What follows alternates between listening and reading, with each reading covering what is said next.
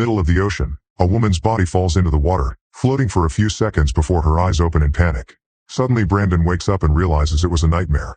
He works as a bodyguard for the governor's daughter Ava, and he's been dealing with internalized guilt since he failed to protect her mother.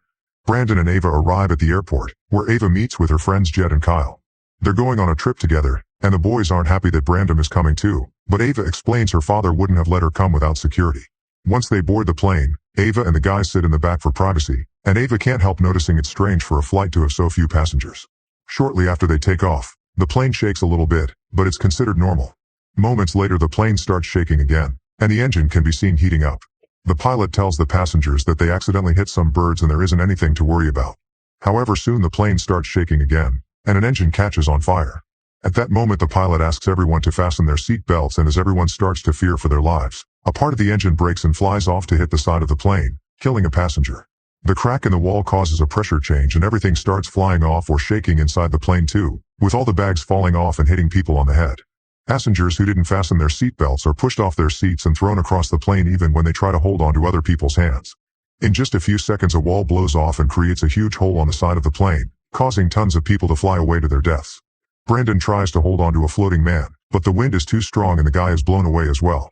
Another guy tries to hold on to the seats, however the metal can't hold on for much longer and the few seats fall off with the guy still on them.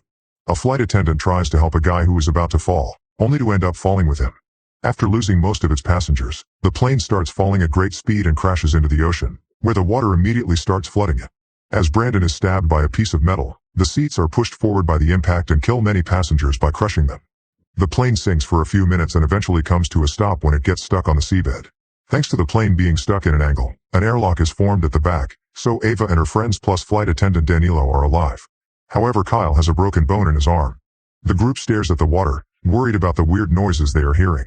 Suddenly Brandon comes out, bringing Rosa and her grandmother Marty to the safe area. Marty is unconscious, so Danilo starts doing chest compressions, and after a few minutes of nothing, Marty wakes up. Then Rosa asks about her grandfather, and Brandon has to tell her and Marty that he sadly didn't make it. The group starts to panic, so Brandon immediately takes over leadership to calm everyone down. The airlock means they're safe for now, so they need to stay calm and wait for rescuers to find them. Ava checks her phone, but there's no reception under the sea. She points out there's a hole in the plane and that they should swim out, but Brandon explains their chances to survive like that are low, so they must stay and wait. Danilo informs them that the pilots must have called for help before the crash, so help should be here soon. Afterward Brandon explains they should have backup oxygen just in case. Danilo says the plane has 2 tanks in the back for emergencies, but when he checks on them he finds them empty. At that moment Marty remembers that one of the passengers had a medical oxygen tank, so Brandon volunteers to jump in to find it. Before he leaves, Marty asks him if to bring her husband's hat. Brandon dives in and swims through the corridor as he checks the passengers who died in their seats. He finds the husband's hat and takes it, not noticing something swimming by the window. Then he finds the oxygen tank and takes it as well before checking on the hole. He decides to swim further to search for anything else he can take. Into his shock, he's suddenly attacked by a shark that enters through the hole. The creature immediately bites Brandon and he struggles against it, trying his best to get it off him. Meanwhile the group gets worried because they see the ripples in the water indicating something is going on. Suddenly the ripples disappear and Brandon resurfaces, telling the others to stay back while revealing some severe wounds on his body. Breathing heavily, he hands the others the oxygen tank and the hat before apologizing to Ava. Then he's dragged back into the water and the group sees the shark's tail peek out while the creature eats the poor man. Terrified, the group moves back to hide in the employees' area and agrees they should keep on waiting as Brandon says. Then Marty offers to take care of Kyle's arm, explaining she used to be a nurse during wartime and that's how she met her husband. Kyle screams in pain when Marty pushes the bone back into place, and using some thick magazines and bandages, she improvises a splint.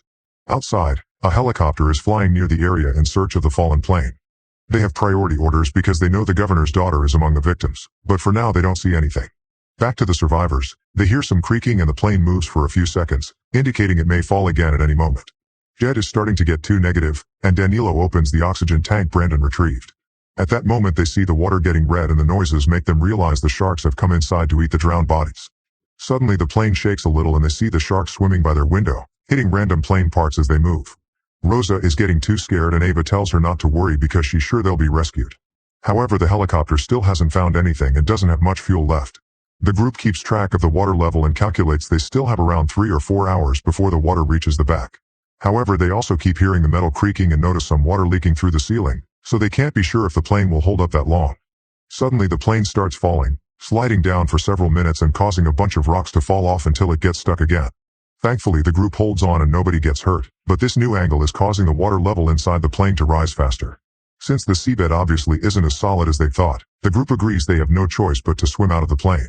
They'll need to find some way to distract the sharks, and Rosa says she learned at school that sharks don't like bubbles.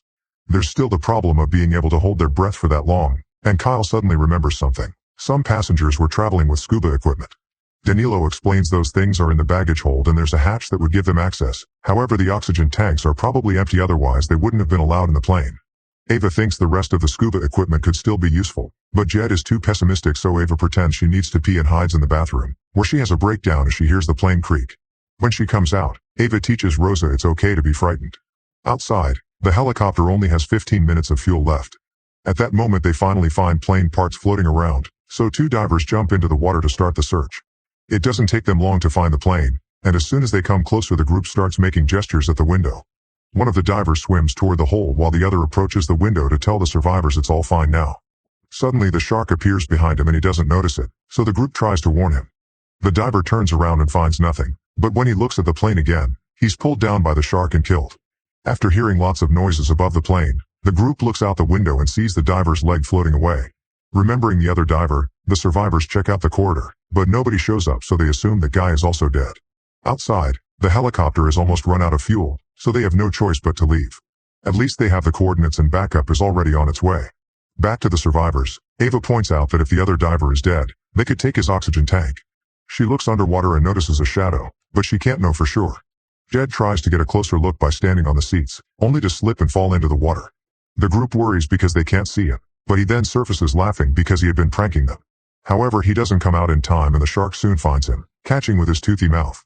As Jed struggles against the shark's attack, the group comes closer to grab his arms and pull, managing to get Jed away from the shark and into safety. Unfortunately, they discover that Jed is missing a leg, so Marty makes Rosa stand behind the curtain while she takes care of the wound. Using some seatbelts, Marty makes a tourniquet to stop the bleeding, and Jed cries when he realizes he won't be able to participate in any more triathlons. Still determined to get out of there, Ava volunteers to go search for the scuba equipment. Danilo opens the hatch and they discover the baggage hold is also flooded, but Ava dives in anyway. With a flare, she looks around the area, unaware that something else is swimming behind the bags. Eventually she finds the scuba equipment, only to suddenly be startled by an octopus at the same time the flare goes out. The others begin getting worried when they see no more light, but thankfully soon Ava returns with the equipment. The group opens the bags to find diving suits and masks, but there are only 4. At that moment they hear something hitting the plane and rush to check the window, but no diver is around, so it must have been a shark. By the time they turn around again, Jed is already dead.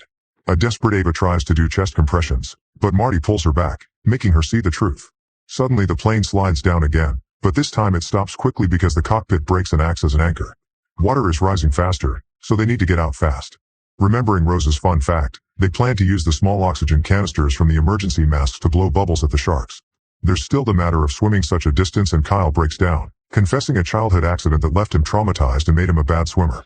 However, with Ava and Rosa's supporting words, he agrees to try. Then Ava gathers all the oxygen masks she can find without going too deep into the water. The sharks are still hitting the plane, and the ceiling is starting to crack. The group starts changing and Marty volunteers to be the one without a suit because at her age, she would only slow everyone down anyway. After saying a final goodbye to Jed, the survivors get in the water, noticing the plane is slowly starting to slide down again. Suddenly the cockpit finishes breaking and falls into the abyss, meaning the plane will fall soon as well. Marty asks Ava to go first and take Rosa with her. The girls start swimming through the corridor only to find it blocked by a shark, so they immediately open an oxygen canister to scare it away. Once the way is cleared, they keep on moving, and soon Kyle and Danilo also join them. Marty watches the young people go as the water rises inside the plane and knows she won't be able to make it, so she stays back and waits to be reunited with her husband. At that moment Kyle panics and swims back to put his head out in the small pocket of air left. Danilo tries going back for him, but suddenly a shark comes out of the baggage hold and attacks Kyle, eating him in seconds. A terrified Danilo swims to meet with Rosa and Ava, who find the dead diver and take his tank so they can fill up their lungs. Then Ava sends Rosa and Danilo through the hole with the tank, but when she's about to leave too, a shark blocks her way. Ava swims back and freezes, so the shark swims inside without noticing her. However, her tail smacks off her mask. Then Ava discovers more sharks are coming through the hole, so she starts swimming toward the front. At that moment the plane starts falling faster and the water pressure keeps her from moving, but luckily Ava holds onto the seats and pushes through, managing to leave through the front hole right before the plane falls into the abyss. Now Ava can start swimming to the surface. However, she soon runs out of air and passes out. Her body obviously stops swimming, but thankfully the floaties push her up, and as soon as she reaches the surface, she breathes and immediately wakes up. Ava panics when she doesn't see the others, but at that moment the helicopters show up and finally pull her out of the water. Danilo and Rosa have already been rescued, and when Rosa asks about her grandmother, Ava gives her the bad news. As a last goodbye to her grandparents, Rosa throws her beloved plushie into the water before falling asleep in Ava's arms. Make sure to subscribe and turn on notifications so you can watch more videos like this. Thanks for watching.